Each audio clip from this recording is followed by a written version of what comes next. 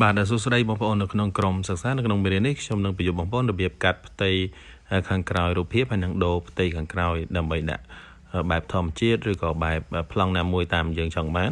អញ្ចឹងយើងចូលទៅក្នុងកម្មវិធី Canva ទាំងអស់គ្នានៅពេលដែលបងប្អូនចូលក្នុងកម្មវិធី Canva ដំបូងបងប្អូនអាចចុចលើសញ្ញាបូកកន្លែងនេះបន្ទាប់មកបងប្អូនអាចកំណត់ទំហំ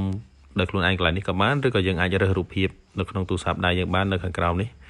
បាទកម្មវិធីវាមានការ update វាអាចមានការប្រែប្រួលដូចជានៅលើការ select រូបភាពនេះឥឡូវឧទាហរណ៍ខ្ញុំរើសរូបភាពចេញពីទូរស័ព្ទដៃមួយ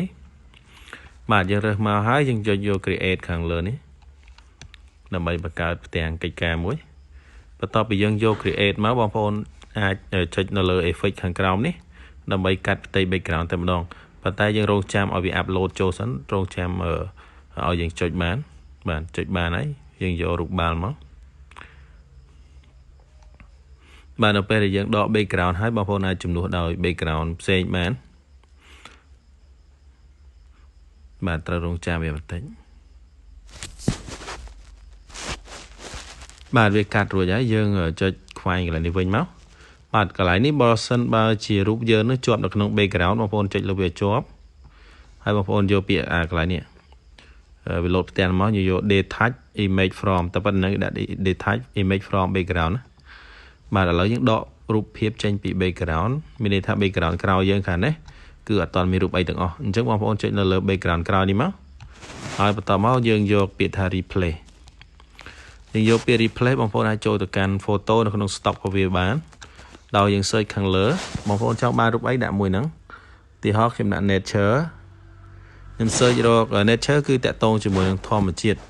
អញ្ចឹងបើយើងចង់បានបែបអីផ្សេងយើង search ទៅតាម keyword ណាឥឡូវបើយើងដាក់ nature យើងរើសធម្មជាតិមួយដាក់ចូលមកគឺបែបហ្នឹងបាទហើយយើងចង់ផ្សេងទៀតយើងចុចលើវាមកយើងយក replay មកឥឡូវខ្ញុំឧទាហរណ៍មួយទៀតខ្ញុំសាកដាក់ថា room ណា room គឺបន្ទប់បាទនេះយើងចង់ដាក់រូបចូលក្នុងប្លង់បែបបន្ទប់ចេះក៏បានឥឡូវឧទាហរណ៍ខ្ញុំដាក់ប្លង់នេះចូលបាទបងប្អូនអាចដូរបានទៅតាម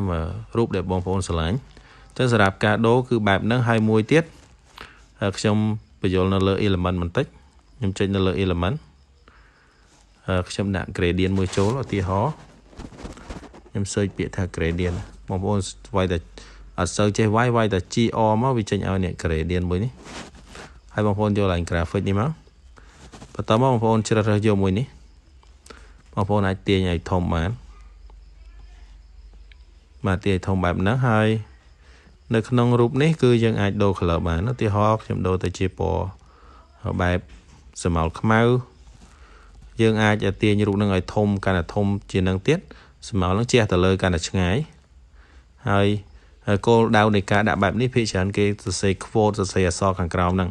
ករណីបងប្អូនចង់ឲ្យពណ៌នឹងដិតជាងហ្នឹងយើងចុចលើសម្រាប់ gradient ដែលយើងដាក់ចូលហ្នឹងយើងយក duplicate នេះបាទយើង duplicate កាន់តែច្រើនដងវាកាន់តែដិតខ្មៅអញ្ចឹងនៅពេលដែលយើងដាក់អញ្ចឹងហើយយើងអាចដាក់អក្សរចុចលើសញ្ញាបូកយើងចុចលើអក្សរ T នេះមកខ្ញុំមកថាខ្ញុំដាក់ add a heading បាទខ្ញុំទាញអក្សរធំតិចខ្ញុំដាក់មកក្រោមនេះបាទយើងដូរអក្សរនេះទៅជាពណ៌មួយដែលប្រច្រាស់គ្នាជាមួយនឹង background យើងដាក់ពណ៌សមកឧទាហរណ៍បាទអញ្ចឹងយើងអាចកែអក្សរនឹងបានហើយអត់មានអីទៀតទេអញ្ចឹងសម្រាប់ការសរសេរអក្សរដើម្បីឲ្យវាឆ្លុះប្លែកជាមួយពីលើរូបភាពបានយើងដាក់ gradient ពីលើអញ្ចឹងសម្រាប់មេរៀនចែករំលែកនេះគឺមានប៉ុណ្ណឹងហើយបងប្អូនមានចម្ងល់អ្វីអាចឆាតសួរបន្ថែមទៀតបានសូមអរគុណសូមជម្រាបលា